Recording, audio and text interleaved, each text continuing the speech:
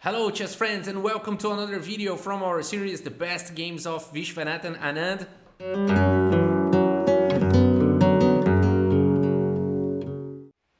And in today's video we'll be presenting this game against Vladimir Kramnik, former world champion. So we have two legends here. This game was played in the World Anand Kramnik World Chess Championship match. Okay, so in 2008. So yes, you heard it. Here we are deciding who is the world champion. The match, not this game.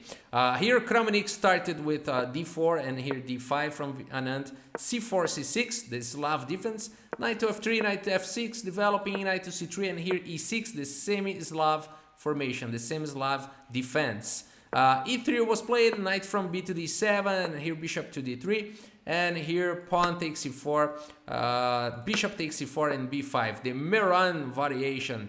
Attacking the bishop is attacked to go back to d3 and now a6, intending to play here bishop to b7, c5, and then the pawn here on b5 will be protected by this pawn on a6, and here e4 already attacking in the center. And in the Miran variation you have to attack. When the white plays e4 you have to push c5, otherwise you will be pretty bad. So c5 was played and now e5 attacking the knight, and now c takes d4 going for this ultra sharp variation. Both knights are attacked and it's not good to capture the knight now. That's why Kramnik didn't play it because after pawn takes, and for example pawn takes here on g7, just bishop takes g7, threatening to capture, and the pawn cannot be captured due to bishop takes c3 and with this double attack. So that's why in this position Vladimir Kramnik with the knight attacked and also attacking Anand's knight decides to grab one pawn and then capture the knight. So knight takes b5 was played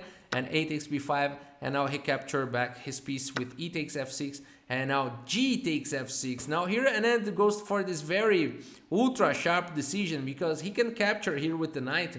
There's nothing wrong about it.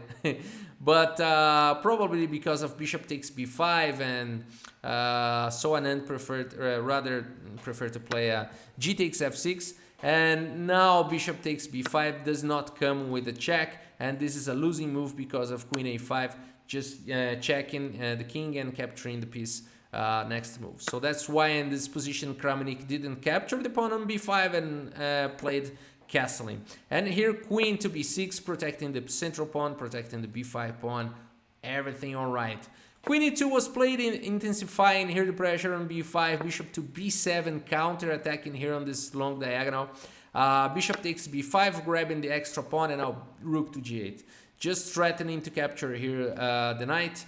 Well, not immediately, but you have to deal with the fact that your rook will be attacked here, so you cannot do this because the rook is hanging, but maybe you're threatening something else after you remove the rook. So there's not an immediate threat here, and that's why Kramnik has an extra tempo and he plays bishop to f4, simply heading this bishop to g3, where it will be protecting here all the attacks on the g column. So bishop to d6 was played and now bishop to g3, and Kramnik is happy that he closed the g column, but Anand keep pushing the pawn. Now f5 was played, rook from f to c1, and now f4 attacking the knight, the bishop. The bishop can only go to h4, and now bishop to e7, now just proposing the exchange of the bishops, a4 securing here the bishop, so there's no longer in the future white has not to worry about those kinds of tactics. Of course, again, this rook would be hanging, so this would not be possible to play before this rook moves. But anyway, Kramnik defends the bishop, and now bishop takes h4, and knight takes h4, and now another astonishing move here from Viswanathan Anand, king to e7. Now unpinning the knight.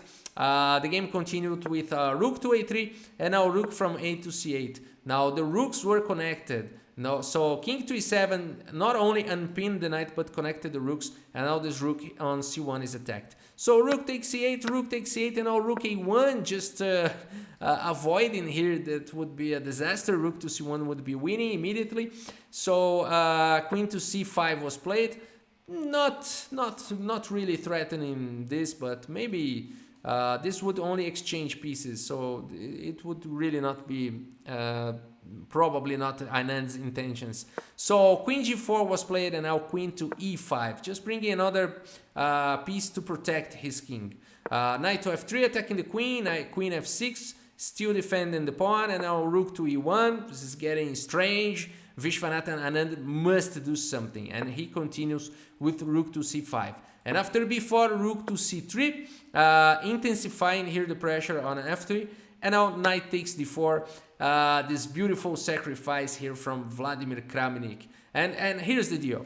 Kramnik here calculated that he's going to sacrifice the knight, and then he's going to attack because the queen is guarding d1. He's going to attack the queen, and also the knight will be attacked.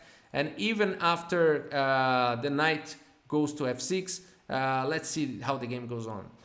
So knight takes d4, sacrificing here the knight, and queen takes d4, and now rook to d1, attacking the queen and also attacking here the knight. So knight to f6 was played here by Viswanathan Anand, and Kramnik, pretty sure that this move was going to be played, follows with rook takes d4, and after knight takes g4, rook to d7, and in this position Kramnik is truly happy because he's gonna capture a piece here, and he will be very good because he has an extra pawn and two connected passed pawns. And the back rank is not a problem right now because the bishop can go back. So he calculated all of that when he played knight takes d4.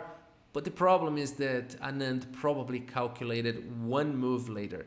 Anand here continues with king to f6, and now rook takes b7, and now rook to c1, and here Kramnik, happy, played this move.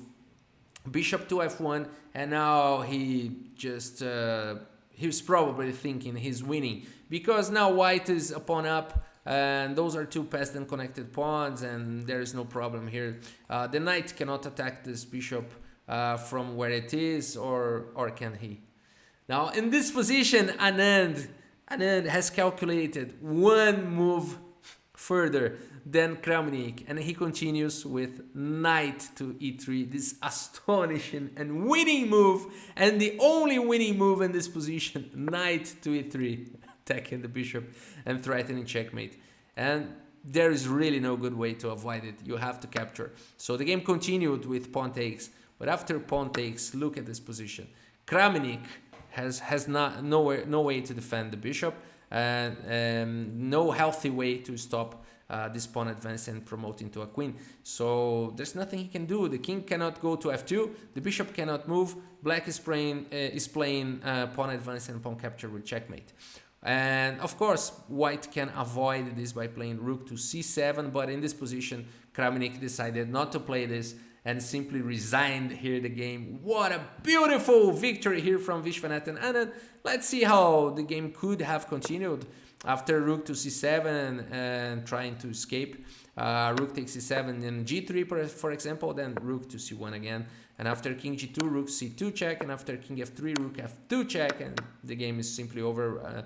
Anand would be rook up, and although white has those two passed and connected pawns, the king is just far away from them, and there's no way white can even draw this. This is completely winning for black. So an amazing game here. Let's take a look at the chess.com report for the stats. What a nice victory here from this chess legend Viswanathan Anand with this brilliant move knight to e3. What a nice game. And here 97.1 accuracy here for Viswanathan Anand, and superior from Kramnik, which played this game almost perfectly, but he miscalculated one move, and that move was knight e3, and that's why Anand won that game. So that's it. Thank you so much for your audience. I hope you have enjoyed this video. If you enjoyed this video, please consider subscribing to this channel. Thank you so much for your audience, and see you next video. Bye.